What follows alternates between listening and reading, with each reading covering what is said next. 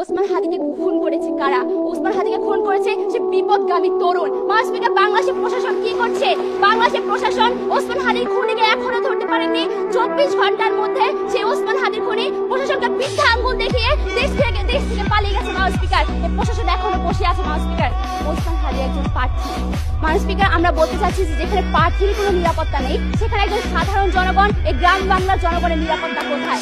মাসপিকার আমরা বলছি প্রশাসন ও নির্বাচন ব্যবস্থাপনা নিয়ে। মাসপিকার বাংলাদেশের প্রশাসন ব্যবস্থা এতটাই মজার, বাংলাদেশের প্রশাসন ব্যবস্থা হচ্ছে জাদুঘরি মঞ্চের মতো।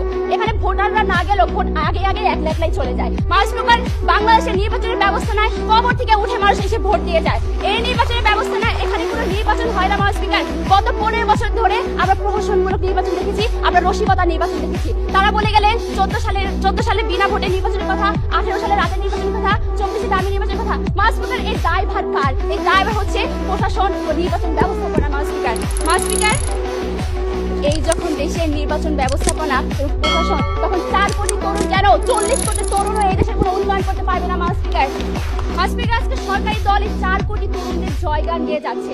আমি তাদের প্রশ্ন করতে চাই, এই 4 কোটি তরুণ কি ঐক্যবদ্ধ ভোট ব্যাংক কিনা? মাসপিকার আজকে এই 25% তরুণ তারা নিজেদের মাঝে 3-4 ভাগে বিভক্ত। কেউ জামাত সমর্থন করে, কেউ বিএনপি সমর্থন করে, কেউ আওয়ামী লীগ সমর্থন করে, এমনকি এদের মধ্যে অনেকে আছে নির্বাচন করতে কোনো আগ্রহই নেই। সুতরাং এই ক্ষুদ্র বিভক্ত গোষ্ঠীকে আপনারা কিভাবে আগামী নির্বাচনের নিয়ামক দাবি করেন তা পরিষ্কার করে দিয়ে যাবেন।